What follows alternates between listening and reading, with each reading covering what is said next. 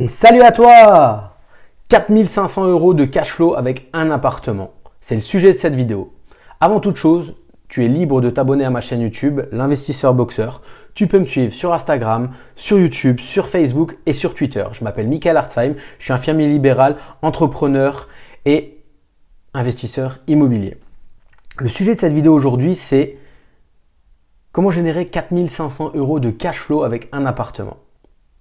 En fait, c'est du gros bullshit.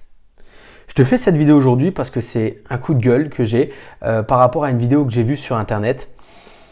Le titre de la vidéo, c'était 900 € de cash flow avec un seul appartement.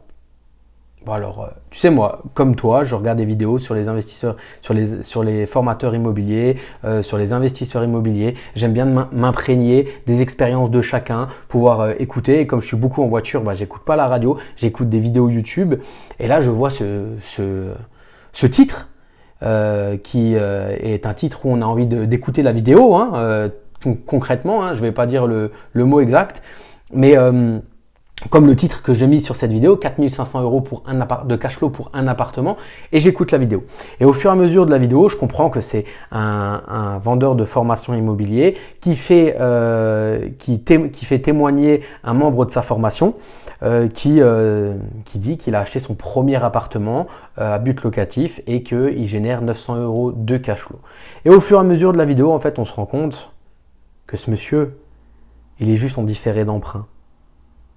Alors un différé d'emprunt, c'est-à-dire qu'il est en différé partiel. C'est-à-dire que il a demandé à la banque pendant 2 ans de payer uniquement les intérêts du prêt.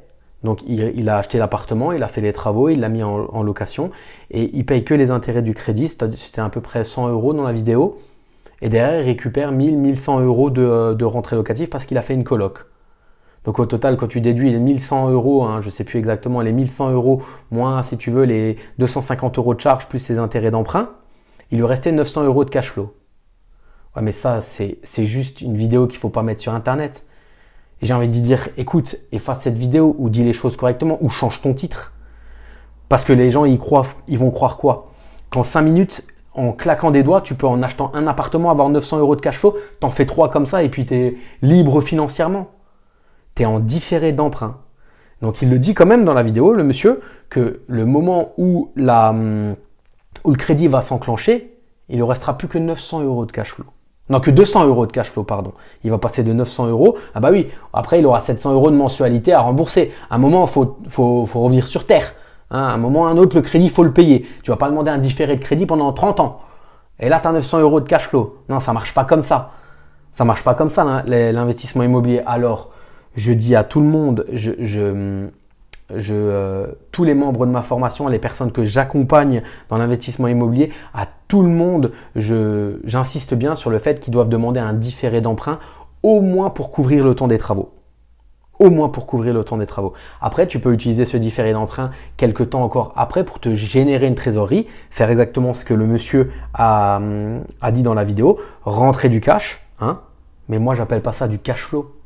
Parce qu'à ce rythme-là, j'ai un appartement actuellement que je loue, que j'ai rénové, j'ai mis 1 mois pour le rénover.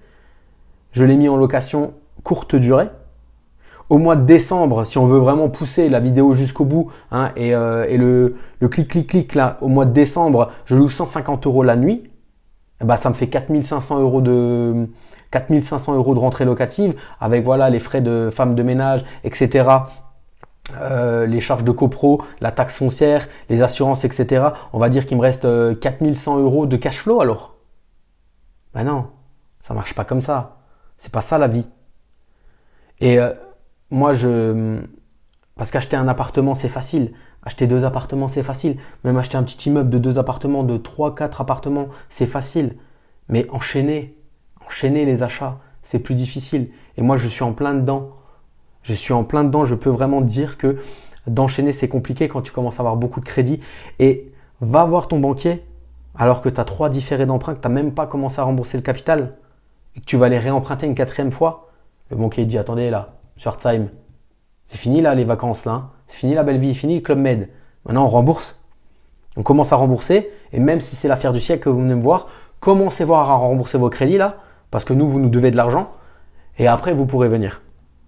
Donc voilà, c'est une vidéo un peu parce que je sais que vous êtes nombreux à me suivre sur Instagram, vous êtes nombreux à me suivre sur YouTube. Et j'ai beaucoup de retours, même les membres de mes formations, les personnes que j'ai en accompagnement personnalisé, j'ai beaucoup de retours sur le fait que ils entendent des choses, mais la réalité, c'est pas la même chose. C'est pour ça que j'aime bien aussi cet accompagnement personnalisé parce que je suis à 100% avec la personne pour l'aider à vraiment réussir son investissement immobilier. Mais des fois, il me sort des trucs qu'ils ont entendus sur Internet qui sont complètement faux. Où c'est décorrélé de la réalité. Donc je vous le dis, le cash flow, il y a le cash flow brut, le cash flow net, le cash flow net. Mais quand vous êtes en différé d'emprunt, dans l'idéal, ça serait d'avoir un différé d'emprunt pour couvrir le temps des travaux, pour vous faire une petite épargne de sécurité. Et vous savez, si vous me suivez, que je suis toujours en mode sécurité, matelas de sécurité pour couvrir quoi que ce soit, des impayés, des travaux imprévus, etc. Mais après, à un moment, il faut commencer à payer le crédit. Parce que si tu as un bien qui vaut 100 000 euros et il te reste peut-être, parce que voilà, tu n'as pas fait des différés non plus de 3 ans à chaque fois, tu as remboursé et tu as fait un crédit de 20 ans, tu l'as déjà remboursé et il te reste par exemple 14 ans. Voilà, la banque, ça cause déjà. Ton bien peut-être à acheter sous le prix du marché, tu es peut-être dans une ville qui a pris de la valeur. Ton bien, tu l'as peut-être acheté 100 000, tu as peut-être emprunté 100 000. Ton bien, il en veut peut-être maintenant 170. Et toi, il te reste peut-être en capital restendu 70. Je dis des bêtises, mais il y a un delta quand même de 80 000 euros. Ça, la banque, elle le prend aussi en compte. Donc voilà, c'était une petite vidéo voilà, parce que j'ai vu cette vidéo-là et j'attendais de voir l'explication et je me disais c'est très bien sur le coup. Avant de voir la vidéo, quand j'ai lu le titre 900 euros de cash flow en achetant son premier appartement, je me suis dit comment il a fait le mec. Ce qui précise pas aussi ce formateur dans la vidéo, c'est que donc son élève loue en colocation. Sachez juste que vous pouvez pas faire de la colocation partout parce qu'il y a des villes qui encadrent les loyers. C'est-à-dire que une ville comme Paris par exemple, la loi Elan justement encadre ça. Il y a certaines villes en France où un F3 de 70 mètres carrés dans la ville-là, il est loué à une famille par exemple soit 700 euros. Toi, parce que tu veux faire maintenant une coloc, tu vas pas le pouvoir, c'est interdit de le louer à 3 chambres et rentrer par exemple 1300 euros. La loi, elle encadre les loyers. Donc voilà, tous ces formateurs aussi qui vendent des formations sur la colocation, attention, ça marche, effectivement, mais bien sûr ça marche. C'est comme la location courte durée, ça marche. Mais il faut tout checker, tout bien regarder. Et c'est pas une fois qu'on a acheté et qu'on s'est dit on va faire de la colocation qu'on réalise que la loi nous l'interdit. À Bordeaux, par exemple, la location courte durée, t'oublies. Alain Juppé, il a bloqué, t'oublies. Donc voilà, il faut vraiment tout bien prendre en compte. Et c'est pas une fois qu'on a acheté ou c'est trop tard, voilà, tu as fait le crédit, c'est trop tard. Voilà. Et il faut que toi tu mettes au bout tous les mois 100, 200 euros parce que derrière tu es en cash quiz. J'ai des membres de ma formation que j'ai pris en cours. Ils ont pris ma formation en cours de route, ils avaient déjà acheté un bien, 2 biens, et c'est des biens ils ont fait une mauvaise affaire.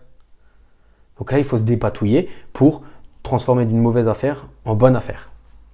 Voilà, cette vidéo est terminée. Tu as un lien dans la description pour bénéficier d'1 heure de formation offerte. Tu cliques, tu rentres ton mail, tu la reçois. N'oublie pas de regarder dans tes spams. Sinon, tu es libre de me suivre sur Instagram, sur YouTube, sur Facebook. Je te dis à bientôt pour de nouvelles aventures immobilières et du mindset. Salut!